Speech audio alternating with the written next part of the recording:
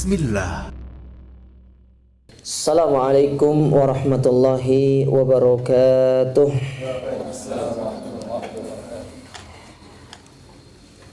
Alhamdulillahi ala ihsani wa syukru lahu ala taufiqihi wa amtinani. Wa asyhadu an la ilaha illallah wahdahu la syarika lahu ta'ziman li sya'nih.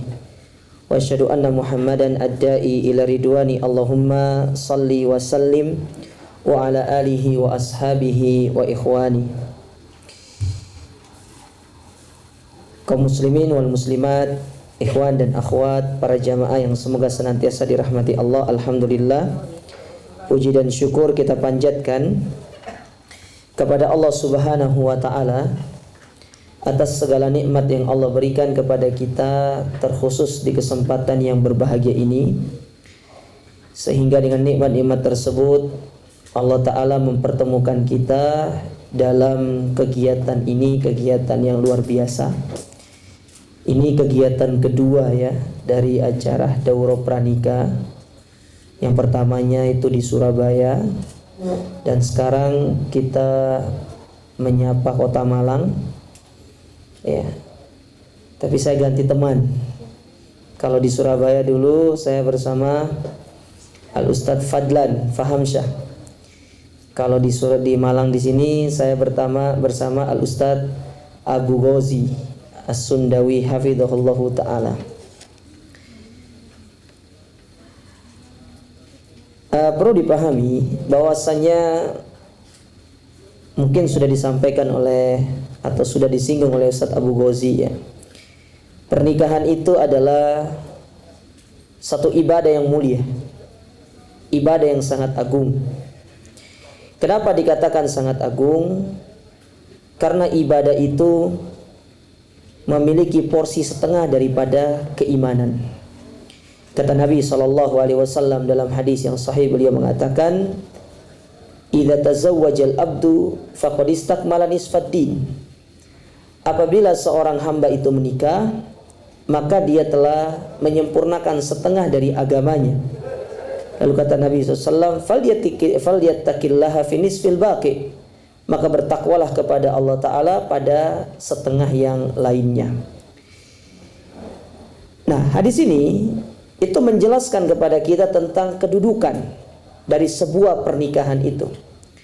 Bahwasanya pernikahan itu bukan hanya sekedar satu hal yang merubah status manusia dari jomblo menjadi punya pasangan, atau dari yang tadinya di KTP-nya belum kawin menjadi kawin, belum menikah menjadi menikah, bukan. Tapi di balik pernikahan itu ada sebuah ibadah yang sangat agung, yang menyebabkan ibadah itu memiliki kedudukan yang besar di sisi Allah Subhanahu wa ta'ala. Bayangkan, setengah dari agama itu terkumpul pada pernikahan. Sebagian para ulama ketika menjelaskan tentang kenapa bisa pernikahan itu setengah dari agama, karena tidaklah apa yang dilakukan oleh pasangan suami dan istri dalam rangka untuk dia bertanggung jawab terhadap pernikahannya, melainkan semua itu merupakan ibadah di sisi Allah Subhanahu wa ta'ala. Seorang suami dia keluar dari rumahnya bekerja, mencari nafkah untuk istri dan anak-anaknya, itu ibadah. Setiap langkah yang dia ayunkan itu ibadah di sisi Allah. Seorang wanita di rumah, dia bagaimana mengurus rumah tangganya, mengurus rumah suaminya, menjaga dirinya, itu ibadah kepada Allah Subhanahu wa ta'ala. Oleh karenanya pernikahan ini merupakan ibadah yang agung. Sampai-sampai Nabi SAW menyebutkan tentang pernikahan ini dalam hadis yang dikeluarkan oleh Imam Ibnu Majah. Kata beliau, lam nara al-mutahabbaini bin nikah, ya, atau an-nikah. Tidaklah kami melihat solusi bagi dua orang yang saling mencintai kecuali adalah dengan menikah. Oleh karena teman-teman sekalian, pernikahan ini ibadah yang agung, ibadah yang mulia, ya. Namun kebanyakan di tengah-tengah kaum muslimin kita melihat mereka itu enggan untuk segera menikah. Kita tidak ngerti alasannya apa. Kalau karena alasan-alasan duniawi yang menyebabkan Anda itu kunjung tidak menikah, maka alasan tersebut bisa menjadi sebab kita itu terjatuh ke dalam perbuatan dosa. Ya. Maka dari itu, dengan adanya kegiatan seperti ini, mungkin itu bisa merubah pola pikir kita, merubah mindset kita terkait masalah pernikahan. Menikah itu bukan sesuatu momok yang harus ditakutkan. Saya yakin nanti ketika teman-teman menikah, ya, pasti teman-teman akan menyesal dan mengatakan ternyata pernikahan itu 1%-nya itu tidak 1%-nya enak dan 99%-nya enak tenan gitu lah. Akan berubah mindsetnya seperti itu. Ya. Makanya kata para ulama dalam ungkapan mereka, is'al mujarrib wala tas'al tabib. Anda kalau ingin tahu tentang bagaimana rasanya menikah, itu jangan tanya dokter, tapi tanya orang-orang yang sudah menikah. Ya, tanya kepada mereka bagaimana rasanya pernikahan itu. Ya, dalam pernikahan itu banyak sekali kemudahan-kemudahan yang Allah Subhanahu wa taala berikan kepada kita. Ikhwani fillah wa akhwati rahimani wa rahimakumullah, pada sesi saya kali ini kita akan berbicara secara sekilas ya. Kita tidak bisa berbicara secara mendetail karena memang secara waktu sangat terbatas, yaitu berkaitan dengan apa yang menjadi hak-hak dari masing-masing pasangan. Kita buat disclaimer dulu dari awal. Kalau saya berbicara hak istri, berarti itu kewajiban suami. Tapi kalau kita berbicara hak suami, berarti itu kewajiban istri. Ya. Nah, kedua komponen ini itu punya hak dan kewajiban masing-masing yang harus dipenuhi, yang harus ditunaikan. Jadi bukan hanya menikah itu setelah mengatakan qabiltu nikahaha wa tazwij sudah selesai. Ya, kita berbangga, kita berbahagia dengan pasangan kita, benar. Namun di balik semua itu ada hal-hal yang harus kita tunaikan. Ada amanah-amanah yang harus kita kerjakan. Apalagi seorang laki-laki, dia harus memikul amanah yang baru, yang tadinya seorang wanita itu tanggung jawab dari kedua orang tuanya. Tatkala orang tuanya menyerahkan, mengatakan aku nikahkan putriku dengan engkau, dan Anda laki-laki mengatakan saya terima nikahnya, secara tidak langsung tanggung jawab orang tua itu sudah berpindah kepada Anda sebagai seorang suami. Dan surganya seorang wanita yang tadinya dari orang tua, maka dia berpindah kepada suaminya. Makanya Nabi SAW dalam hadis yang diriwayatkan Imam Tabrani, dan hadis ini dihasankan oleh para ulama, kata Nabi SAW, idza shallatil mar'atu khamsaha wa hafizat farjaha wa shamat syahraha ata'at zaujaha qila laha udkhulil jannata min ayyi abwabi syi'ti laha. Apabila seorang wanita dia menjaga salat 5 waktunya, berpuasa di bulan Ramadan, menjaga kehormatan dirinya, taat kepada suaminya dalam perkara-perkara yang ma'ruf. 4 sifat yang harus Anda perhatikan para wanita. Ya. Kaitan Anda dengan Allah dan kaitan Anda dengan suami Anda. 4 sifat ini. Maka kata Nabi SAW, katakan kepada wanita seperti ini, masuklah engkau ke dalam surga dari pintu surga yang engkau inginkan. Nah, di situ disebutkan salah satunya bukan taat kepada orang tua, tapi taat kepada suami. Taat kepada suami. Oleh karenanya, ini yang perlu kita harus pahami sebelum kita itu melangkah kepada jenjang berikutnya, itu pernikahan. Kita harus paham dulu apa yang menjadi hak dari masing-masing pasangan kita dan apa yang menjadi kewajiban kita. Karena sebagaimana kata Imam Al-Bukhari rahimahullahu ta'ala dalam kitab beliau Sahihul Bukhari, membawakan satu bab yang sangat penting, al-ilmu qablal qawli wal amal. Sebelum kita berucap, sebelum beramal, kita harus belajar terlebih dahulu agar apa yang kita lakukan tersebut benar-benar berada di atas keilmuan dan pahala di sisi Allah Subhanahu wa taala. Baik, kita mulai dari mulainya yang mana dulu nih? Mau laki-laki atau perempuan dulu? Oh, ladies first. Ya udah, kita mulai dari hak seorang wanita. Berarti antum nih, laki-laki, perhatikan nih. Ya. Nah, ini para wanita dicatat biar nanti bisa kalau sama laki-lakinya nanti pas punya suami, ini loh hak saya, nggak apa-apa. Ya. Tapi tenang, hak istri itu tidak boleh dipoligami, itu tenang. Nggak ada haknya itu. Ya, jadi boleh. Ya. Baik. Yang pertama, hak seorang istri. Hak seorang istri itu yang pertama adalah mahar. Itu hak istri. Jadi Anda harus memberikan mahar. Dan mahar ini itu ditentukan oleh pihak perempuan, bukan laki-laki. Jadi perempuannya menentukan maharnya berapa. Kalau Anda setuju, sudah, bismillah. Ya, kalau Anda setuju terima dengan mahar tersebut jumlahnya sekian, maka nggak apa-apa. Tapi saya sarankan kepada para wanita, jangan terlalu tinggi maharnya. Karena kalau maharnya tinggi, nanti itu yang membuat Anda tidak ada yang melamar.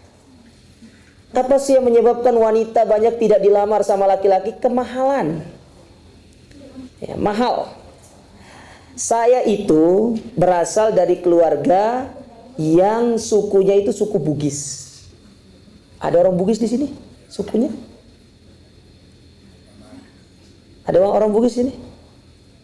Mbak-mbaknya ada orang Bugis ini? Gak ada. Oh, Jawa kabeh kayak gini. Hah? Oh, berarti antum tidak masuk sini. Saya itu berasal dari keluarga yang sukunya itu suku Bugis. Masih memegang erat yang namanya uang panai. Jadi seorang wanita dia menentukan uang panai terhadap calon suaminya. Jadi kalau wanitanya ya pendidikannya tamat SMA, ya uang panainya mungkin 25 juta. Itu uang doang tuh.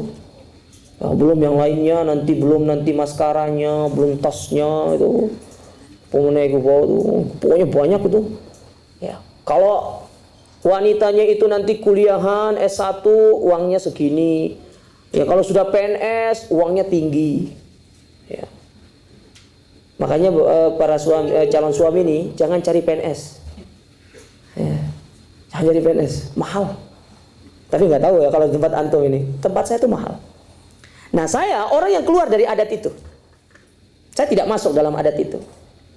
Makanya ketika saya menikah itu banyak sekali hujatan-hujatan yang datang kepada saya. Saya ingin sampaikan kepada masyarakat bahwasanya mahar itu benar ada. Tapi jangan sampai terlalu mahal. Karena banyak di tempat saya itu akhirnya gagal menikah disebabkan karena mahar yang terlalu tinggi. Mahar yang terlalu tinggi. Tidak usah terlalu tinggi mahar itu. Karena pernikahan yang baik itu kata Nabi SAW ada pernikahan yang maharnya itu sederhana.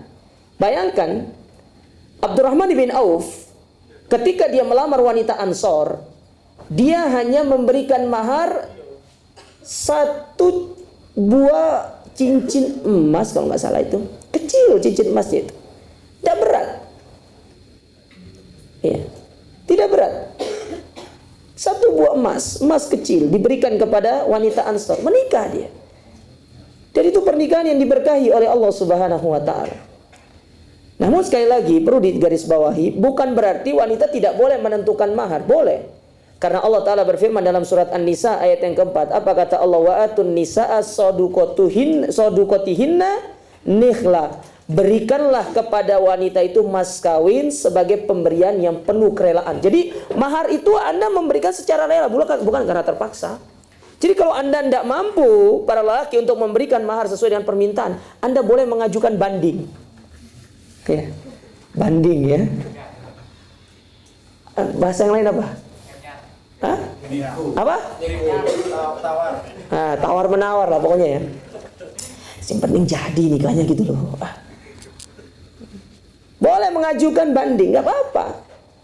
Ya. Tapi kalau Anda merasa diri Anda sanggup, maka di sini ada 2 kondisi. Anda boleh bayar mahar itu secara tunai, atau Anda boleh cicil mahar itu. Dan itu sah. Misalkan nih, ada seorang laki-laki datang kepada Anda para wanita, saya mau melamar. Berapa kau minta mahar? Ya, saya minta mahar, misalkan dia minta mahar nih 1 kilogram emas. Oke, saya terima. Saya penuhi, tapi cicil ya. Kalau Anda para wanita setuju, tidak apa-apa. Nanti pas waktu akad nikahnya bukan mengatakan ya bimahrin halan dengan mahar yang tunai, enggak.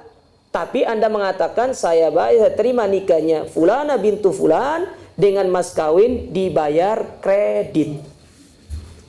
Boleh, tidak ada masalah. Dan ingat, mahar ini punyanya perempuan, bukan punya Anda, laki-laki. Anda ketika memberikan mahar ini kepada wanita, kemudian satu saat Anda pingin mahar itu digunakan sebagai modal, maka Anda tidak boleh minta, tapi Anda harus minjem. Berarti Anda ngutang sama istri Anda. Karena itu punya dia, bukan punya Anda lagi. Itu hak dari seorang istri, mahar itu. Makanya istri, dia punya wewenang, dia mau ngasih suaminya atau enggak, itu terserah dia. Kalau nggak dikasih, ya suami harus sadar, karena itu punya hak istri. Ya kalau dikasih, maka itu berupa hutang. Berupa hutang, bukan lagi milik Anda.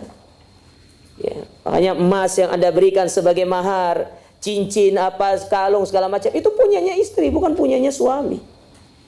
Karena kita dapati di sebagian teman-teman, di tengah-tengah masyarakat, ya mahar itu diminta, mahar itu diambil sama suami, itu tidak boleh. Ya, kalau mengambil mahar itu tanpa seizin suami, berarti tanpa seizin istri, berarti Anda sebagai suami mencuri punya istri. Ya. Nah ini saya ingin clearkan juga, harta suami itu bukan punya istri. Harta istri bukan punya suami. Ketika suami baru memberikan kepada istri, itu sudah baru menjadi harta Anda. Ya, baru menjadi harta Anda. Tapi Anda punya kewajiban untuk memberikan nafkah. Nanti ada bagian di sini, nanti saya sebutkan. Ya. Nah, kita mahar. Ya, jadi mahar yang pertama itu punya istri, itu hak istri yang harus Anda penuhi. Ya, jadi selama Anda menikah, mahar Anda belum berikan, berarti Anda punya hutang.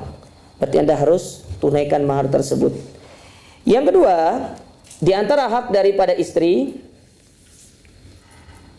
ya, bahwasanya istri itu memiliki hak nafkah, sandang, dan papan. Jadi ada 3, nafkah, sandang, dan papan. Baik, nafkah. Apa itu nafkah? Ya, Anda memberikan kebutuhan kepada istri. Entah itu berupa uang jajan, uang belanja, itu namanya nafkah. Berikan kepada istri. Dan Anda memberikan sesuai dengan kemampuan Anda. Jangan Anda berlebihan. Dan para istri, calon istri, saya sampaikan, jangan terlalu berlebihan meminta nafkah kepada suami. Jangan. Ya, tidak bagus. Tidak bagus seperti itu. Jangan terlalu boros terhadap dunia ini. Namun Anda juga para lelaki, Anda harus sadar, istri Anda harus diberikan nafkah. Istri Anda tidak hidup dengan cinta. Cinta itu tidak bisa menghidupkan dia. Katanya cinta, iya cinta juga butuh makan. Cinta juga butuh untuk diberikan listrik. Nggak ada cinta mendatangkan listrik gratis. Nggak ada. Istri Anda juga butuh untuk pergi ke salon sebagaimana sebelum menikah. Ya nggak apa-apa, berikan. Tapi ala kadarnya, sewajarnya. Maka kadang-kadang banyak suami itu, dia tidak sadar dengan apa yang menjadi kewajibannya untuk memberikan nafkah kepada istrinya. Dan ingat, masalah nafkah ini, terkadang seorang suami hanya fokus terhadap nafkah lahirnya, tapi lupa terhadap nafkah batinnya. Kedua-duanya harus Anda perhatikan, nafkah lahir sama nafkah batin. Nafkah lahir itu ya berupa Anda memberikan harta kepada dia, Anda memberikan pakaian kepada dia.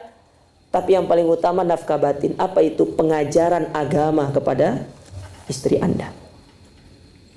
Amr ibn Qais al-Mulai, seorang ulama dari kalangan tabi'in, ketika beliau menafsirkan firman Allah Ta'ala dalam surat At-Tahrim ayat yang ke-6, apa kata Allah Ta'ala dalam surat tersebut? Ya ayyuhalladzina amanu qu anfusakum wa ahlikum nara. Jagalah diri kalian dan keluarga kalian dari api neraka. Kata Amr bin Qais, beliau mengatakan, menjelaskan tentang ayat ini, innal mar'ata la tukhasimu zawjaha yaumal qiyamati indallah. Sesungguhnya seorang istri, dia akan menggugat suaminya di hadapan Allah di hari kiamat. Bayangkan ini, para calon suami. Istri yang selama ini Anda cintai, Anda kemana-mana berdua, ya, sehidup semati, Anda berjalan, Anda banggakan kemana-mana. Ternyata dia menggugat Anda di hari kiamat. Apa bentuk gugatan istri kepada kita?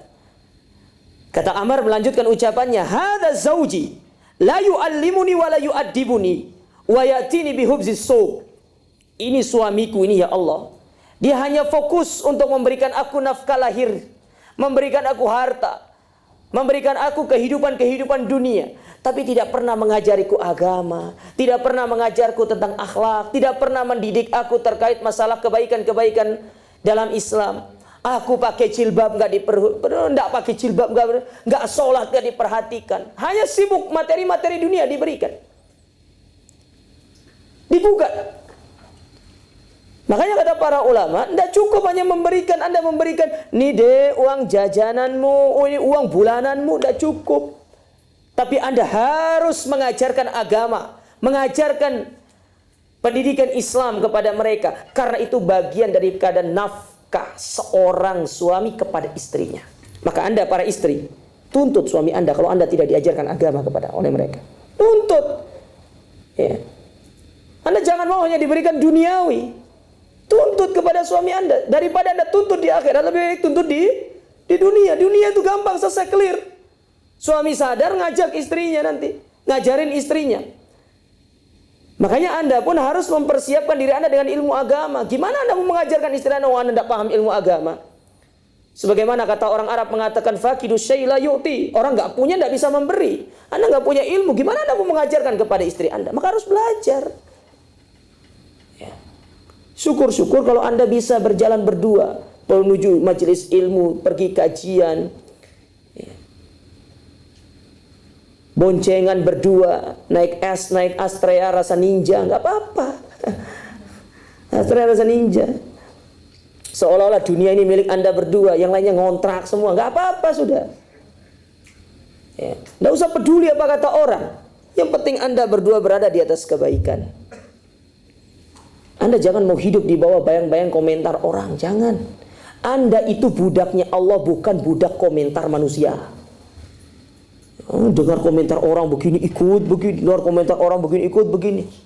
Apalagi budaknya media sosial. Apa kata orang di media sosial diikuti. Ya, jangan.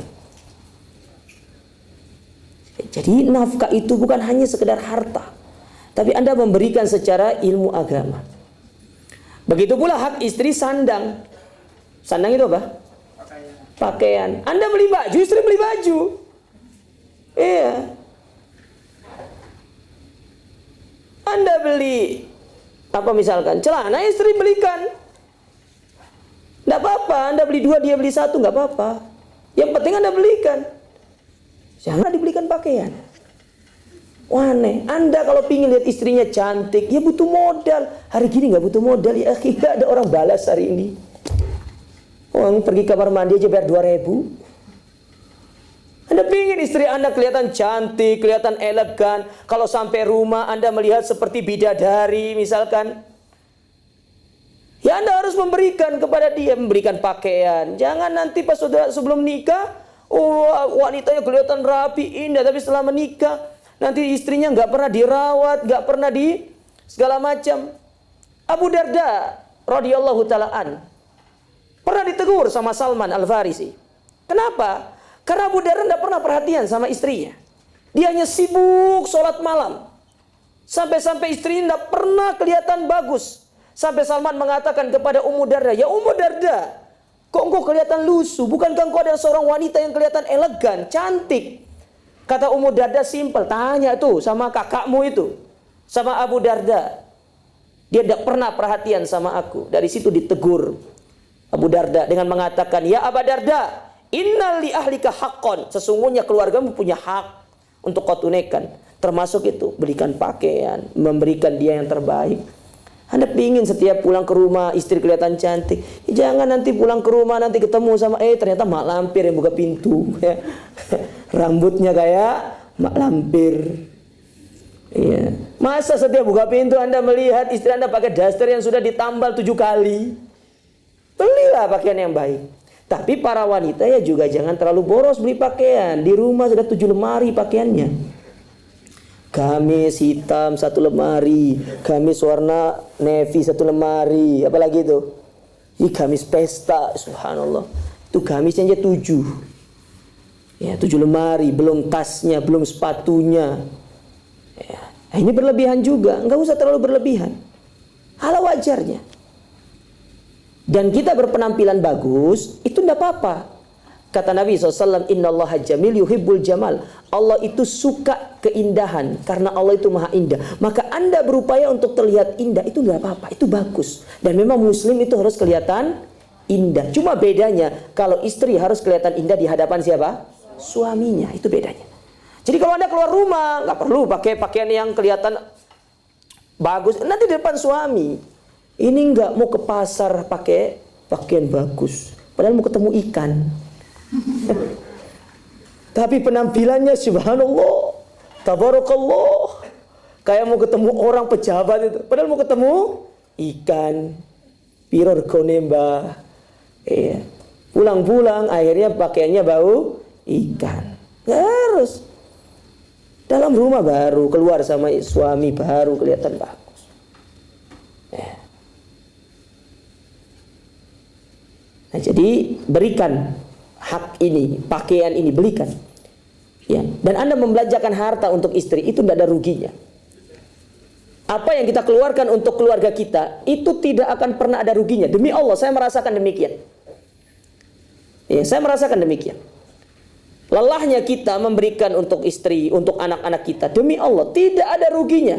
Dan harta itu selalu terus bertambah, rezeki itu selalu terus bertambah. Saya tidak tahu harta itu datang dari mana. Dan walhamdulillah, saya tidak pernah merasakan kerugian selama kita itu benar-benar memberikan hak-hak istri kita. Di antaranya kita memberikan pakaian seperti ini, tidak pernah berkurang sedikit pun harta itu, subhanallah. Ini janji Allah Ta'ala kepada kita yang percaya kepadanya. Ya, makanya tidak usah kita khawatir. Kemudian di antara hak daripada istri yang masih berkaitan dengan ini, papan, tempat tinggal. Nah, seorang suami berkewajiban untuk memberikan tempat tinggal yang layak. Anda kalau belum mampu beli, ngontrak, nggak apa-apa. Jadi kontraktor, nggak apa-apa. Kalau harus 20 tahun jadi kontraktor nggak ada masalah. Yang penting berikan tempat tinggal yang layak untuk istri Anda. Apalagi Anda meminang seorang wanita yang mana dia berasal dari anak orang kaya. Berikanlah kehidupan yang layak. Bekerja. Semangat untuk memberikan dia kehidupan yang baik berupa tempat tinggal yang nyaman. Karena kata Nabi SAW, di antara sebab rumah tangga itu kenapa tidak baik, karena tempat tinggalnya itu yang sempit.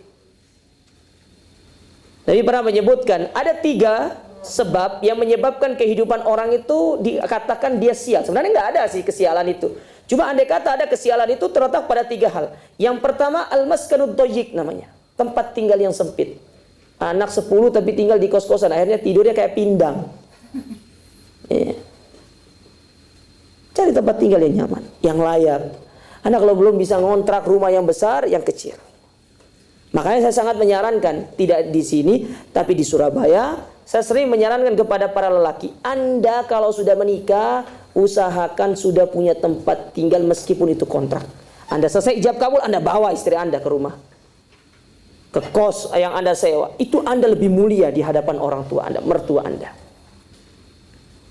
Mulai dari nol, mulai dari kesulitan, Allah yang akan membantu kita.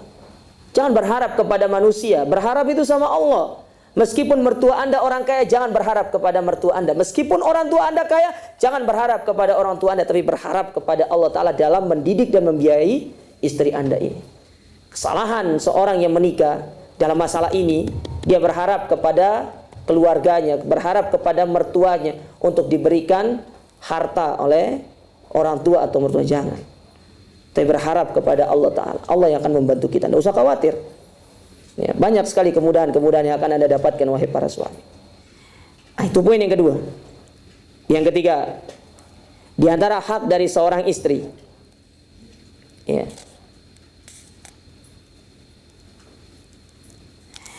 yaitu menjaga kehormatan istri. Ya. Menjaga kehormatan istri. Di antara bentuk kita menjaga kehormatan istri itu, jamaah sekalian, adalah dengan kita tidak menyebarkan aibnya. Allah Ta'ala berfirman di dalam Al-Quran, menjelaskan bagaimana hubungan laki-laki dengan seorang wanita, istri dengan suami. Apa kata Allah? Hunna libasul lakum wa antum libasul lahunna. kalian itu pakaian bagi istri kalian dan istri kalian pakaian bagi kalian. Apa sih arti pakaian itu? Pakaian itu, sebagaimana kata Syekh Muhammad bin Shalih Al-Utsaimin, itu ada 3 fungsinya pakaian itu. Yang pertama, lizina, sebagai perhiasan. Makanya orang kalau menggunakan pakaian yang baik kelihatan, kelihatan bagus dia. Pakai pakaian rapi dia kelihatan indah. Yang kedua, pakaian itu tujuannya untuk menjaga kita dari hal-hal yang bisa merusak diri kita, kulit kita. Entah itu dari terik panas, ya, ataupun benda-benda asing yang lainnya. Nah, yang ketiga, yang dimaksud dari pakaian itu, yang ini menjadi intinya, pakaian itu sebagai penutup aurat. Orang kalau sudah membuka pakaiannya, maka dia akan terbuka auratnya. Nah, pasangan kita itu sebagai pakaian, menutup aurat kita. Makanya seorang suami jangan menyebarkan aib istrinya. Kalau didapati aib istrinya, jangan disebar luaskan. Kadang-kadang ada suami itu kalau kumpul ya, dia cerita tentang istrinya. Istri saya itu ya, dia kalau di rumah itu, dia suka kentut katanya gitu. Itu aib. Anda jangan buka. Istri saya kalau tidur dia suka ngorok, itu aib, jangan dibuka. Anda kalau cerita tentang pasangan Anda, yang baik-baik aja. Istri saya tuh di rumah Masya Allah rajin masak. Iya bibi maksudnya. Dalam hati tapi. Iya. Istri saya tuh kalau buat makanan Masya Allah enak. Dalam hati meskipun kurang garam. Cerita yang baik-baik, jangan cerita yang buruk-buruk. Saya paling tidak suka melihat seorang laki-laki atau seorang wanita, dia cerita keburukan tentang pasangannya. Kalau pasangan kita sudah membuka aib kita, membuka apa yang menjadi privasi kita, maka orang tidak akan pernah menghargai diri kita. Kalau pasangan kita tidak bisa menghargai kita melalui dia membuka aib kita, orang tidak akan menghargai kita. Maka jangan sampai Anda membuka aib dari pasangan Anda. Ingat, suami jangan membuka aib istri, istri jangan membuka aib suaminya. Itu privasi Anda. Jangan Anda bawa keluar rumah. Jangan Anda cerita sama orang. Demi Allah, banyak rumah tangga itu yang hancur lantaran karena masing-masing pasangan membuka aib pasangannya. Maka jangan. Karena dia sebagai pakaian dan itu cara menjaga kehormatan daripada istri kita. Anda jaga. Ya, tidak ada manusia yang sempurna itu. Anda mau cari istri seperti apapun, tidak ada yang sempurna. Anda kira istri para nabi sempurna? Tidak ada sempurna mereka. Mereka manusia biasa sama seperti kita. Bedanya mereka lebih mulia daripada kita. Lihat Saro, bagaimana Saro, wanita yang sangat cantik, istrinya Nabi Ibrahim. Tapi di dalam dirinya Saro ada kecemburuan dan itu kekurangan dia. Maka jangan dibuka aib istri itu. Aisyah, istrinya Rasul SAW, ada kekurangannya. Beliau cemburu ketika Rasul sering menyebutkan tentang Khadijah. Wajar Nabi menyebutkan Khadijah. Karena Khadijah adalah orang yang pertama kali yang sangat mensupport Nabi di dalam dunia dakwah. Wajar. Namun dari sini kita tahu, istri itu punya kekurangan ya. Maka jangan jadikan kekurangan istri sebagai cara untuk Anda menjatuhkan dia. Tapi jadikanlah kekurangan istri itu sebagai cara Anda untuk menutupnya dengan kelebihan Anda. Jangan dicerita sama orang. Meskipun itu sama ustadz, jangan. Nanti babnya, kalau Anda babnya minta fatwa, baru Anda boleh membuka aib istri Anda. Tapi dengan inisial. Ustadz, gimana kalau ada seorang istri begini. Tidak boleh sorohatan menyebut nama istrinya. Ini kesalahan. Ini tidak secara tegas. Ustadz, ini istri saya Ustadz, begini. Ya, tidak boleh seperti itu. Sebutkan inisial. Ustadz, bagaimana kalau ada istri begini. Kira-kira bagaimana sikap seorang suami? Padahal pertanyaan itu untuk diri kita, tapi kita menggunakan orang lain. Dan itu tidak masalah. Dan itu lebih menjaga wibawa kita. Akhirnya itu akan menjadi sebuah rahasia yang akan terus terjaga. Dan itulah fungsi pakaian. Makanya Allah menggambarkan kedekatan yang sangat dekat antara istri dengan suami itu. Menggambarkan mereka seperti pakaian, karena saking vitalnya pakaian itu terhadap manusia, menjaga auratnya. Anda coba lihat orang-orang kalau berjalan tidak pakai pakaian itu, ya, terbuka auratnya, maka hilang rasa malunya dalam dirinya. Makanya kata Nabi SAW dalam hadis yang sahih, beliau mengatakan, "Idalam tastahi fasna ma syi'ta." Kalau Anda tidak punya malu, Anda lakukan apa yang Anda inginkan. Dan di antara bentuk contoh tidak ada malunya seorang suami di hadapan teman-temannya, di hadapan manusia yang lainnya, membuka aib istrinya. Gak ada malunya suami itu. Karena dia membuka aib pasangan, membuka aib dari orang yang paling dekat dengan dia. Kalau aib orang aja antum tidak boleh buka nih. Nih saya kasih gambaran ya. Aib manusia yang lain, teman, tetangga, ya kerabat, itu tidak boleh dibuka. Padahal mereka itu secara kedekatan nggak terlalu dekat dengan kita. Itu tidak boleh dibuka. Apalagi aib dari istri kita. Itu lebih utama untuk tidak boleh kita membukanya. Tapi yang terjadi banyak, membuka aib istrinya, membuka aib suaminya, cerita sama teman-temannya, apalagi mbak-mbaknya kumpul itu cerita tentang suaminya. Ya, tidak boleh seperti itu. Ya, jangan. Tinggalkan kebiasaan ini, kebiasaan buruk. Ya. Nah, ini yang perlu diperhatikan sebelum Anda menikah ini. Ya, bukan nikah itu hanya sekedar ijab kabul, ada hak-hak yang harus Anda penuhi, terutama dari pasangan Anda. Dan banyak kita ini yang terjatuh dalam masalah ini, membuka aib dari pasangan kita. Ya, oleh karenanya penting menjaga kehormatan dari pasangan ini. Jangan sampai apa yang menjadi aib dari pasangan kita buka, apalagi itu istri kita. Tidak boleh. Orang lain aja tidak boleh dibuka, apalagi istri kita. Kemudian yang keempat, di antara hak dari seorang istri itu adalah kita mempergaulinya dengan perlakuan yang baik, dengan akhlak yang baik. Kata Allah Subhanahu wa taala, wa ashiruhunna bil ma'ruf, dan bergaulah dengan istri-istrimu itu dengan cara yang ma'ruf. Bagaimana maksudnya dengan cara yang ma'ruf? Ya lisannya itu dijaga, akhlaknya itu dijaga. Ya, kata Nabi alaihi salatu wasallam, la yafraq mu'minan mu'minatan.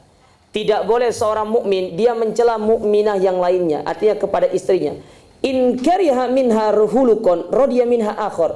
Kalau ada perkara yang Anda tidak senangi dari istri Anda, tidak harus Anda mencaci maki dia, tidak harus Anda menghardik dia, tidak harus Anda menjatuhkan harkat dan martabat dia, tidak. Tapi pergauli dengan baik. Ajak dia komunikasi, diskusi, nasihati dengan cara yang baik.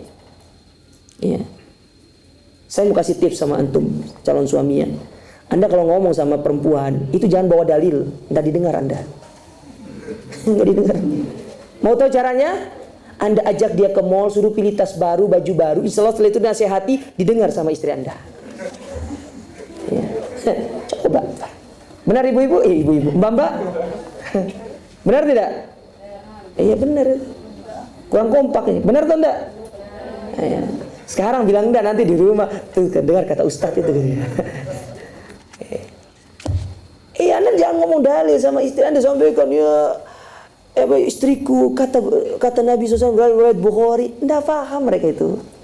Anda ajak ke mall, Anda ajak ke toko tas, ya dek cari tas yang paling bagus, ya, belikan, ya dibelikan, dibeli. Setelah itu apa nanti kalau sudah bahagia, dek begini loh ya, gini-gini. Gak usah pakai dalil, sudah sami'na wa ta'na, sudah itu. Ya. Begitu pula mbak-mbaknya, kalau mau ngomong sama suami, ya, jangan dulu pakai dalil. Gimana caranya? Kasih kopi, ya, kasih pisang goreng. Kalau bila perlu kasih teman baru, enggak apa-apa. Ya. Salah. Kirim duit teman disuruh cari teman baru.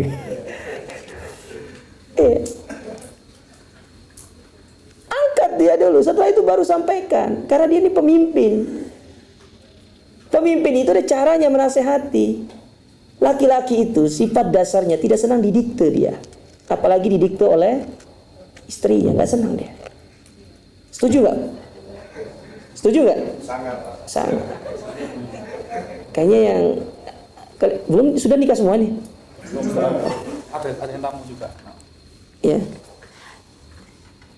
Tinggal 5 menit, ini materinya masih hake. Kok cepat banget anak kiamat ini.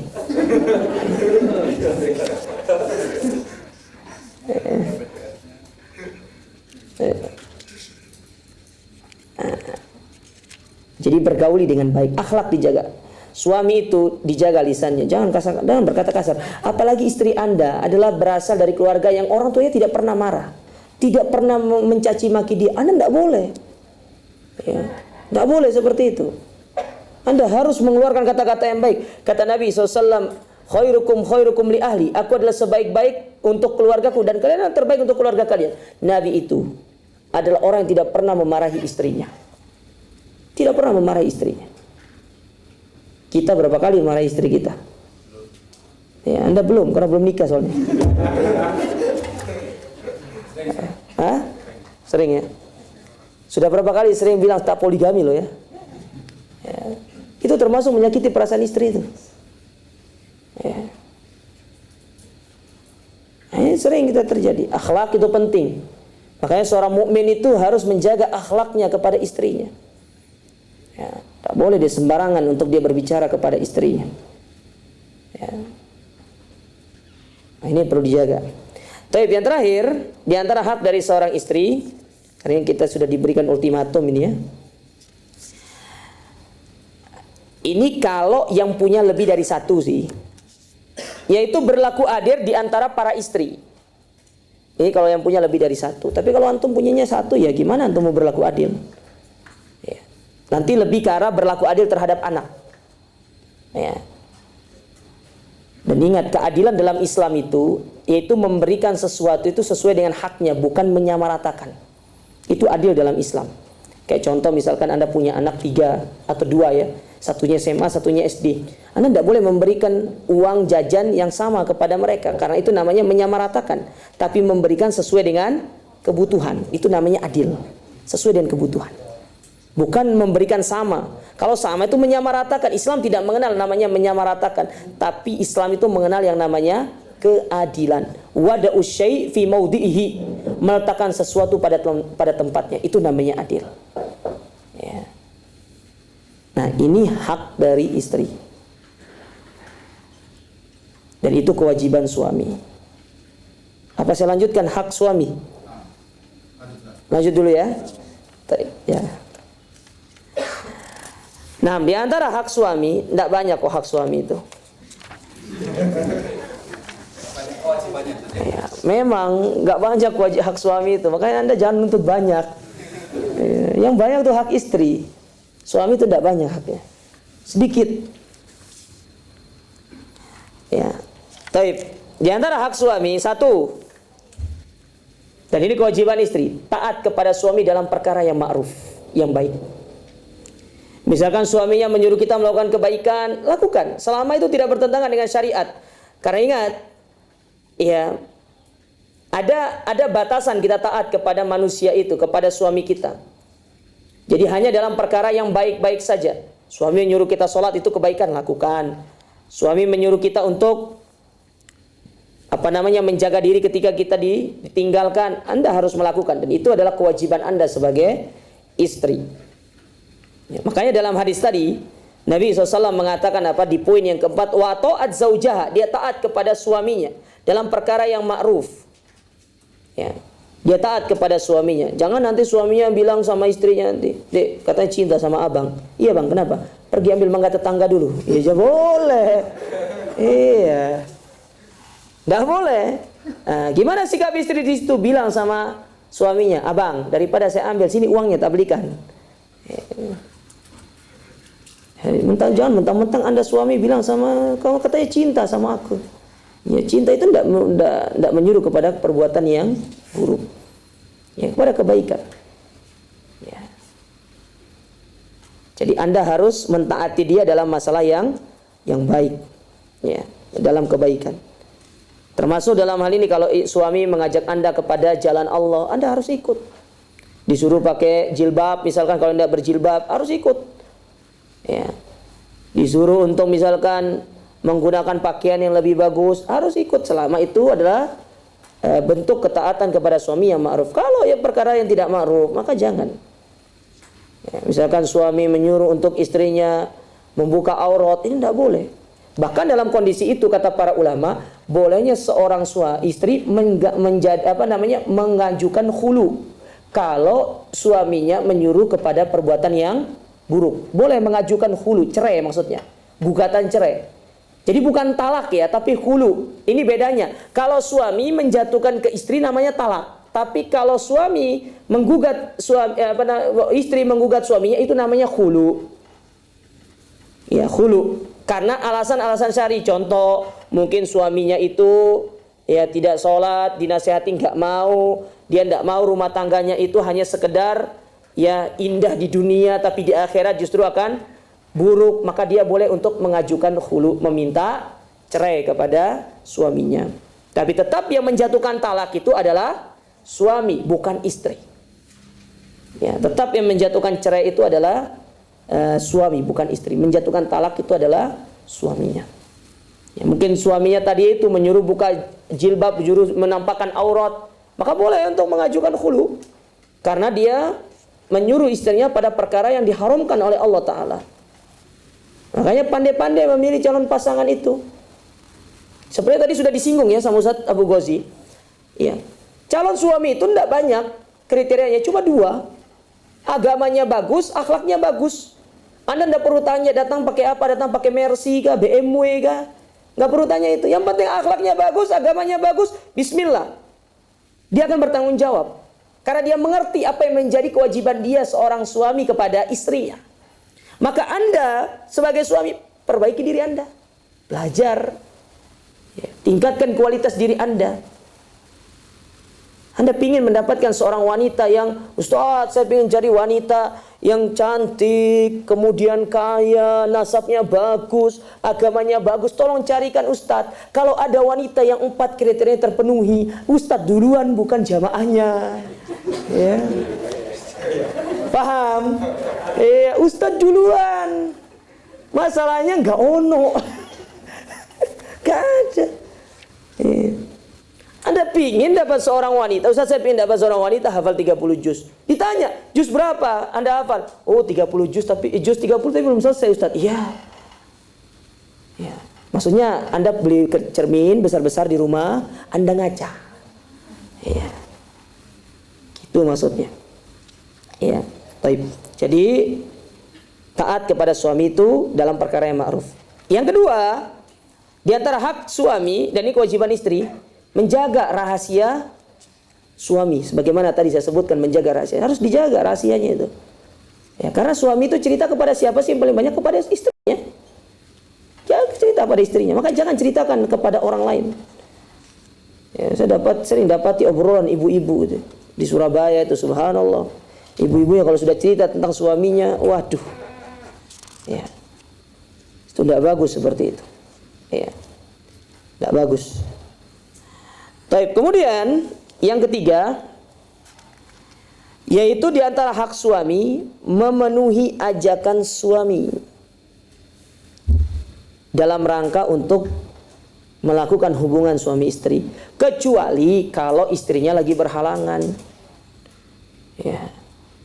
Tapi jangan sedikit-dikit suami itu nanti ngajak istrinya, mungkin istrinya lagi capek, ya ndak mau, misalkan kemudian nanti bilang sama istrinya, kamu ndak mau, saya nikah lagi loh ya. Ndak boleh. Ndak boleh. Iya, jangan menyakiti perasaan istri Anda. Ya. Anda harus lihat kondisi istri Anda, mungkin lagi capek, seharian urus rumah segala macam. Kecuali kalau di rumah Anda punya ART ada 10 mungkin. Istri Anda tidak kerja, kalau bilang istri Anda capek, wah berbahaya. Padahal sudah diberikan ART di rumah. Kalau tidak ada ART, dia sibuk ngurus anak, sibuk ngurus rumah. Apalagi rumah Anda 2x1 misalkan. Ya, tanahnya 2 hektar, rumahnya 1 hektar. Itu beda hal kalau dia ngurus sendiri. Tapi kalau dia ada di rumah, ada apa yang membantu segala macam, maka seorang wanita ketika diberikan kemudahan seperti itu dan tidak ada sebab untuk membuat dia lelah, maka silahkan untuk Anda melayani suami. Dalam melayani suami itu merupakan ibadah kepada Allah Subhanahu wa taala. Tapi ya suami itu kadang-kadang juga ujuk rasa kerusuk juga gitu kan. Ya, harus lihat sikon juga. Ya, perhatikanlah. Nah, itu nanti akan antum paham kalau sudah antum sudah ijab kabul nanti itu. Kalau sekarang belum paham antum tuh. Ya. Karena bahaya ketika seorang wanita tidak memenuhi panggilan suaminya. Karena itu akan menyebabkan dia dilaknat oleh malaikat sampai datangnya waktu subuh. Ummu Salamah, pernah dengar Ummu Salamah?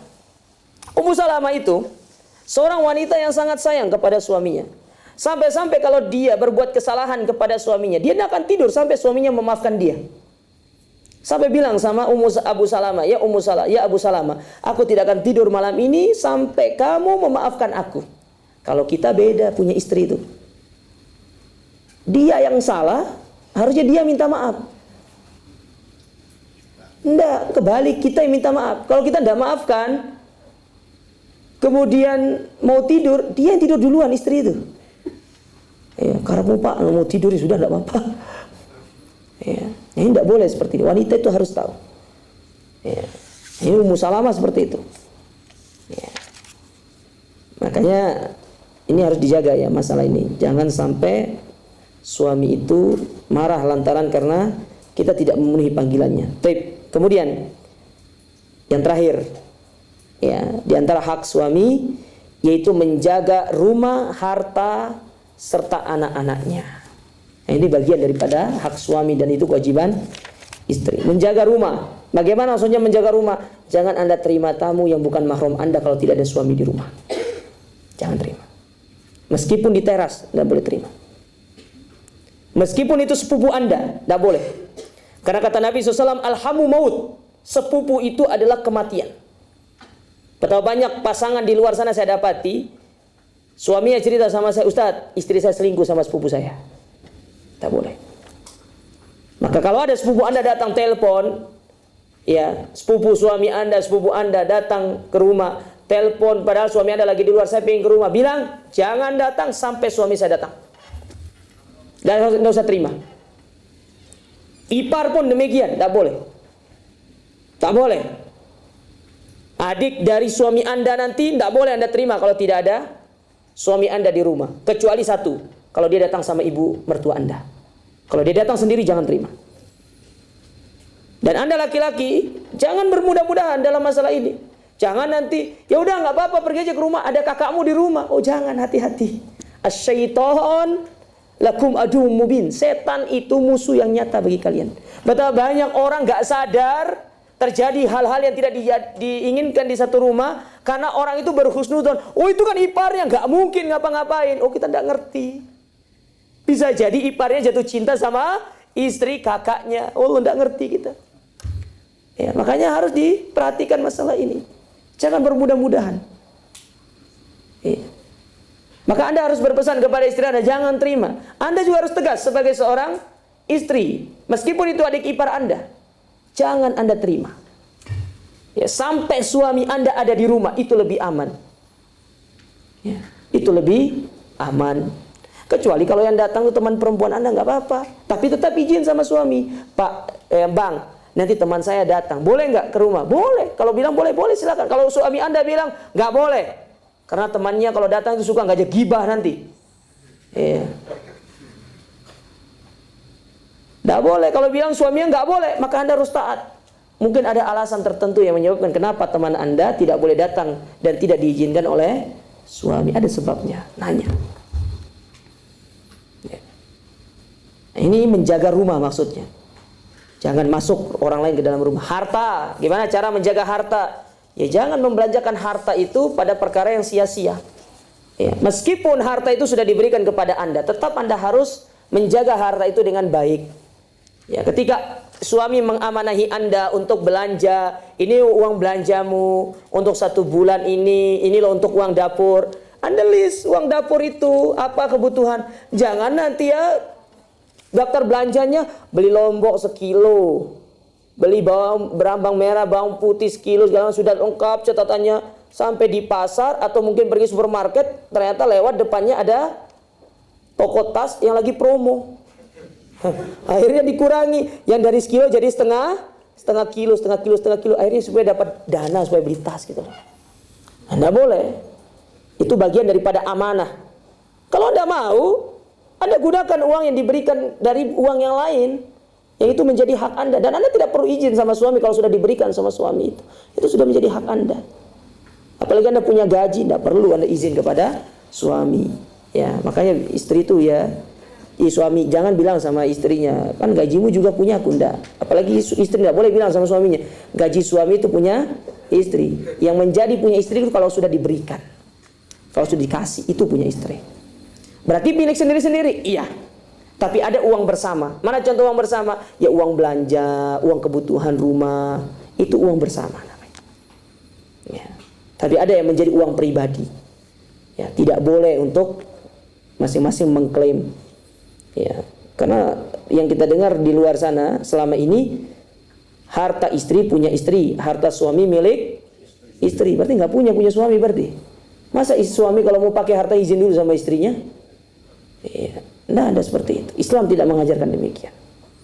Ya, tidak mengajarkan demikian. Nah, termasuk anak-anak. Itu bagian daripada tanggung jawab Anda kepada suami Anda. Jaga anak-anak, dididik dengan baik, diajarkan dengan baik. Makanya Nabi SAW mengatakan, al-ummu madrasatul ula li abnaiha. Orang tua, ibu itu sekolah pertama bagi anaknya.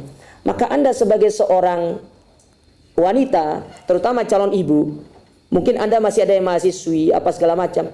Saya sarankan, tidak apa-apa Anda kuliah tinggi-tinggi, tapi niatkan Anda kuliah tinggi-tinggi untuk anak Anda. Biar itu berpahala. Biar itu berpahala, tidak apa-apa. Saya senang wanita yang kuliahnya tinggi itu, senang. Tapi dia niatkan untuk anaknya. Ya. Itu lebih berpahala.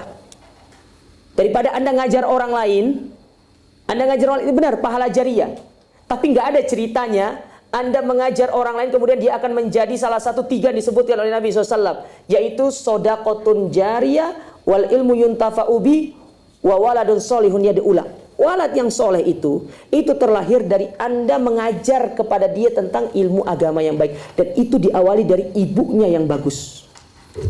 Maka nggak apa-apa Anda kuliah tinggi-tinggi dalam rangka untuk mendidik anak Anda. Saya senang wanita seperti itu. Ya. Tapi kalau kuliah tinggi-tinggi untuk mengejar karir, saya tidak setuju. Ya. Saya kurang setuju. Apalagi nanti akan meninggalkan anaknya, ini merupakan tanggung jawab dari istri. Ya. Oleh karenanya para akhwat, para ikhwan, ini harus diperhatikan masalah ini sebelum Anda menikah. Tidak banyak kok hak dan tanggung jawab Anda itu, sedikit, tapi banyak orang itu sering terjatuh dalam masalah ini karena mereka tidak benar-benar memperhatikan hak dan kewajiban masing-masing. Tapi mungkin ini ya materinya. Nanti siapa yang mau bertanya maka kita silakan. Kayaknya ini waktunya sudah lebih kayaknya. Berarti tidak ada pertanyaan berarti ya? Gak apa-apa, tadi sudah dapat kelonggaran untuk menambah extend waktu, Ustaz. Oh gitu. Baik. Insyaallah sudah siap Ustaz untuk materinya. Insyaallah kita lanjutkan untuk materi untuk sesi tanya jawab nih. Kita lanjutkan pertanyaan yang tadi. Untuk wanita, hal apa yang perlu diperhatikan pada fisik laki-laki dan apa alasannya, Ustaz? Ganteng.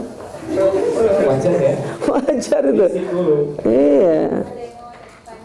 Ya ganteng wajar. Cari yang ganteng nggak apa-apa. Tapi kalau ya selain non fisik ya jelas ya. Ini kan berbicara fisik kan ya. Fisik. Ganteng. Nggak apa-apa. Seorang wanita tuh punya standarisasi fisik yang bagus kepada laki-laki. Nggak, misalkan dia harus tingginya sekian, ganteng, kemudian ya tidak terlalu gemuk, tidak terlalu kurus. Nggak apa-apa.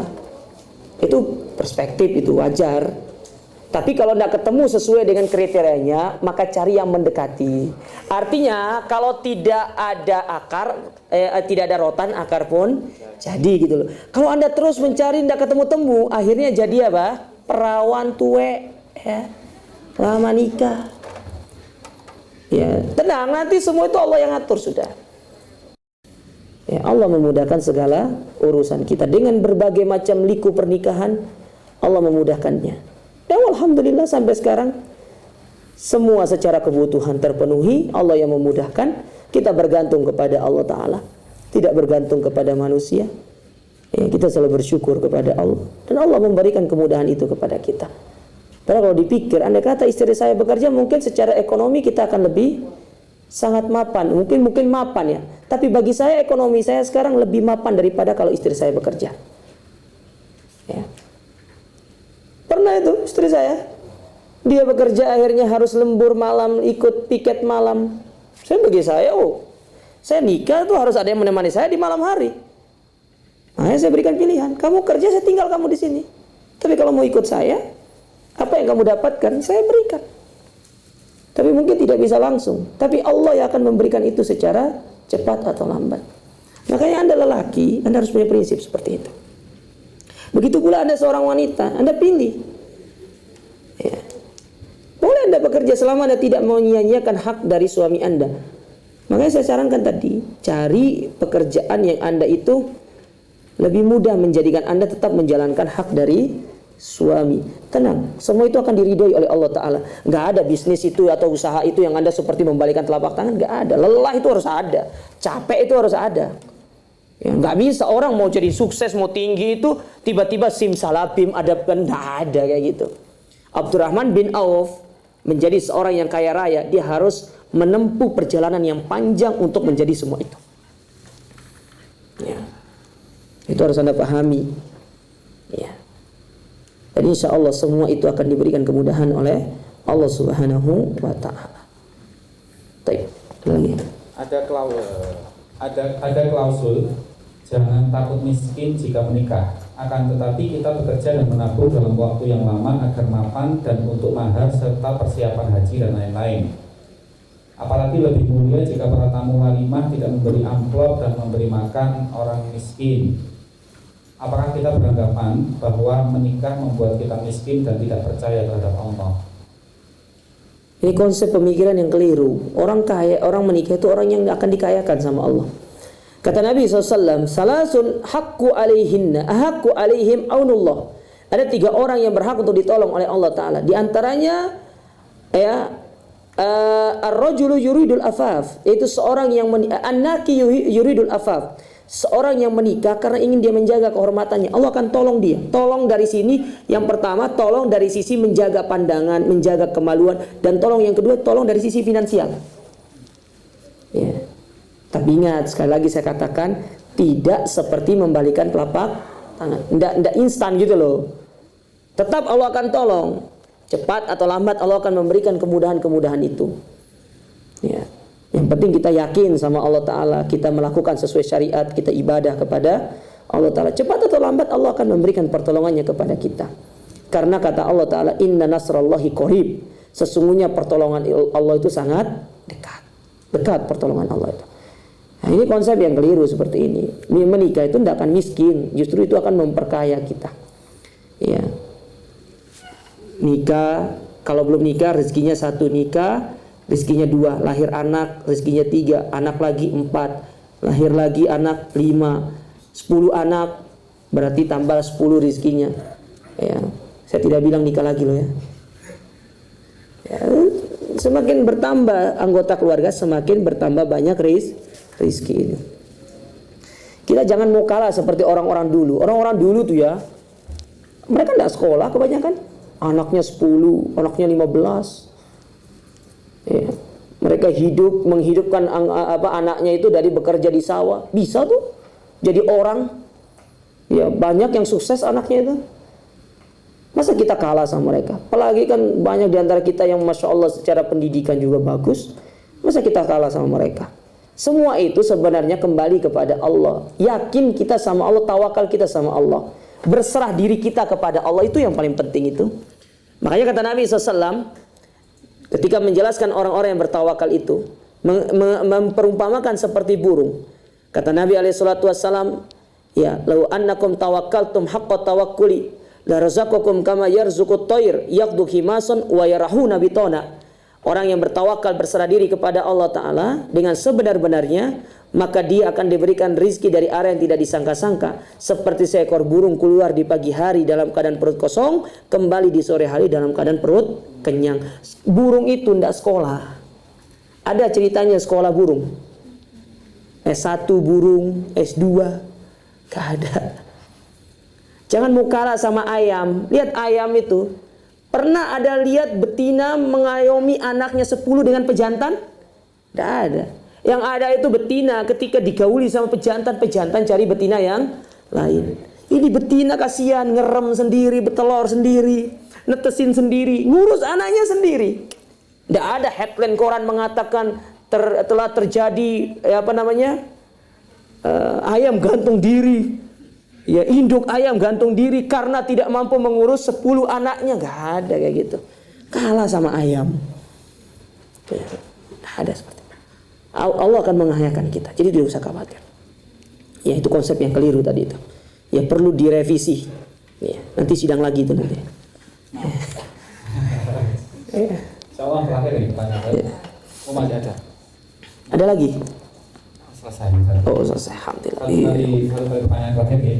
Ini kayaknya ada konteks kalau mertua datang ke rumah bagaimana yang mana istri sendirian, apakah dibolehkan? Kalau orang tuanya istri sendiri kan boleh. Kalau orang tua istri, kalau yang bertanya ini laki-laki, berarti kan orang tua istri kan? Nah, Iya, kalau orang tua istri sendiri ya nggak apa-apa. mungkin orang tua kita nih dari sisi Kalau orang tua kita yang datang, kalau datang suami istri nggak apa-apa, bapak ibu nggak apa-apa.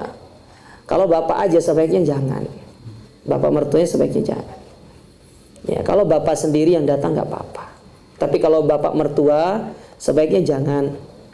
Ya. Kadang-kadang kan nanti kita bisa diam 1000 bahasa juga. Ya, maka sebaiknya tidak usah. Ya, kalau dia datang bersama ibu mertua itu boleh. Ya. Itu harus pintu syaitan itu harus ditutup. Ya, pintu syaitan itu harus ditutup. Loh, katanya terakhir. Ini tadi Ustaz sih tembus. Ya Allah, panitia ini. Terakhir ya? Iya. terakhir ya. Afwan Ustaz, izin bertanya. Pertanyaan pertama dan kedua Ustaz, dua ini Ustaz. Bagaimana jika suami tetap kekeh menanyakan tentang masa lalu kita? Suami belum jadi suami Ustaz, calon suami tetap kekeh menanyakan tentang masa lalu kita. Apakah kita sebagai calon istri tetap harus menjawabnya? Blacklist sudah itu. Nggak usah Ustaz. Ya, Nggak perlu dijawab itu. skip ya? Skip aja itu. Tenang, masih banyak yang lain. Pertanyaan kedua, bagaimana jika calon suami belum memenuhi nafkah papan atau tempat tinggal untuk istri karena ada masalah dari segi finansial sehingga suami membawa istri untuk tinggal di rumah orang tuanya? Ya, saya pribadi lebih condong kepada sebaiknya apapun yang terjadi, suami itu berupaya untuk memberikan tempat tinggal kepada istrinya. Kalau dibawa ke rumah orang tuanya si laki-laki, namanya ibu mertua sama mertua sama menantu itu jarang cocok. Jarang cocok. Kenapa? Ibu mertua Anda ini, mbak-mbak ya, calon ibu mertua Anda, dia cemburu kepada Anda. Kenapa demikian? Dia akan bilang seperti dalam hatinya, iki perempuan enak, aku sing gede no anakku. Cuma dia tuh malah lebih perhatian sama dia. Maka sebaiknya jangan membawa istri itu untuk tinggal di rumah kita sebagai laki-laki. Anda laki-laki, tunjukkan wibawa Anda sebagai laki-laki. Ar-rijal qawwamuna 'alan nisa. Laki-laki itu pemimpin, jangan mau. Kecuali kalaupun Anda harus tinggal di rumah perempuan sama ibu sama mertua Anda. Karena insya Allah itu tidak ada crash. Sedikit crashnya. Yang penting Anda tebal telinga aja. Ya. Kalau perempuan dengar mertuanya itu perasaan, kan mainnya kalau perempuan itu main apa? Perasaan. Kalau laki-laki kan ya kadang-kadang masa bodoh gitu kan ya. Iya. Bila perlu Anda harus, kalau Anda pun harus tinggal di rumah mertua, Anda berikan sebuah ultimatum dalam diri Anda. Atau Anda sampaikan kepada mertua, Bu, mohon maaf, kami tinggal di sini untuk beberapa saat. Saya berusaha akan mencari pekerjaan yang baik supaya saya bisa membawa istri saya tinggal bersama saya di tempat yang lain. Gitu caranya. Jangan membawa ke rumah Anda, laki-laki. Ya, jangan. Ibu Anda itu cemburu kepada istri Anda. Karena dia tidak senang anak yang dibesarkan, anak yang disayang, ternyata lebih perhatian kepada istrinya daripada wanita yang telah membesarkan dia. Banyak seperti itu. Tapi kalau Anda ingin mengunjungi mertua Anda, mengunjungi orang tua Anda, nggak apa-apa. Nginap 3 hari, ya. Kalau nginap 1 bulan itu bukan nginap namanya. 3 hari. Setelah itu sudah pulang, ya. Pergi lagi nanti 3 hari. Setelah itu pulang. Itu caranya. Ya, saya lebih condong kepada yang jangan membawa. Kalau Anda hanya mampu memberikan tempat tinggal yang kecil, nggak apa-apa. Ya, nggak apa-apa. Apalagi baru berdua, nggak apa-apa tinggal di kos-kosan berdua itu nggak apa-apa. Ya, jadikan kos-kosan Anda itu seperti surga. Ya, kalau nanti sudah punya anak, nanti cari yang lebih besar dikit. Ya, semua itu butuh proses. Nah, istri juga harus sabar melihat kondisi suaminya. Ya, jangan melihat suaminya yang seperti itu kemudian dituntut terus, kasihan. Akhirnya dia tertekan. Anda itu harus jadi partner yang baik kepada suami. bantu dia dengan doa, doakan dia, wasiati dia, abang kalau pulang jangan bawa yang haram, bawa yang halal, karena itu yang bisa merusak diri kita. Ya, jangan lihat banyaknya, kasih yang halal. Ya, kadang-kadang kita ini hanya melihat secara banyaknya, bukan secara kualitasnya. Buang prinsip yang mengatakan di luar sana, Ustadz, yang haram saja susah dicari, apalagi yang halal. Halal itu banyak, yang penting kita mau berusaha. Allah Ta'ala yang akan membantu kita. Orang-orang yang mengatakan yang haram saja susah dicari, yang halal apalagi yang halal, itu adalah orang-orang yang berputus asa. Sementara Allah mengatakan dalam Al-Quran, ya wala tai'asu min rohillah, jangan kalian itu berputus asa dari rahmat Allah, termasuk mencari nafkah untuk istri Anda. Jadi para suami, calon suami ini jangan bawa. Ya, saya tidak menyarankan, karena itu dapat memecah atau dapat menjadikan sebab timbulnya perang dunia ketiga. Ya. Jadi walaupun masih belum mampu ngontrak yang besar, ongkos peta pun nggak apa-apa. Lebih mulia. 500.000 per bulan ada. Iya, ada kok. Iya. Ini yang pertanyaan pertama baru ini ada kemungkinan memang pertanyaan untuk yang posisi suami istri yang sudah menikah, Ustaz. Jadi yang tadi yang ketika sudah menikah, suami tiba-tiba kekeh minta tahu kepo masa lalu. Apa jawabannya ketika memang konteksnya sudah? Ya, kalau suami tidak perlu, suami juga ngapain nanya? Ternyata istrinya banyak mantannya gimana? Ternyata mantannya lebih ganteng gimana? Hah? Sakit hati kan ya. Dia apa jadi ganteng sendiri, nggak usah tahu mantannya seperti apa. Ya, nggak perlu tahu. Karena di antara kelebihan wanita itu dia pandai menyimpan rahasia. Maka dia tidak pernah cerita kepada suaminya, kecuali kalau Anda yang maksa. Ya. Makanya kalau dipaksa sama calon suami, tidak mau, tidak usah. Ya. Kalau diajak misalkan, ayo kita ngobrol sebentar ya, ngobrol. Misalkan, coba mas gimana sih mantanmu dulu tinggal? Sebentar saya sakit perut ya gitu, bilang aja gitu, tinggal aja. Jangan, tidak usah ditanya. Gak perlu ditanya, sudah ditutup buku, itu buku yang harus museumkan itu. Iya, buka lembaran baru. Ya, Anda buka lembaran baru, jangan Anda membuka lembaran lama yang akan membuat Anda sakit hati. Akhirnya setelah tahu mantannya nanti merasa minder sendiri nanti. Ternyata di antara jajaran laki-laki yang pernah dekat saya yang paling jelek ternyata. Tapi tenang, meskipun Anda paling jelek, Anda yang menang karena Anda yang menikah dengan istri Anda. Iya toh? Sekarang itu bukan dilihat dia dulu ini, enggak. Pemenang itu ya yang pertama kali masuk garis. Kalau nikah, yang nikah sama dia itu yang menang. Bukan yang dulu pernah punya hubungan 2 tahun, 3 tahun, bukan. Yang nikah sama dia itu yang menang. Tinggal bagaimana fokus rumah tangga itu sampai ya kita meninggal dunia, itu yang harus dilakukan setelah kita sudah menikah. Baik, mungkin ini ya. Selesai kan? Selesai. Alhamdulillah. Donasi dakwah Malang Mengaji. Ayo, ambil bagian untuk dakwah melalui rekening berikut ini bersama umat berbagi manfaat.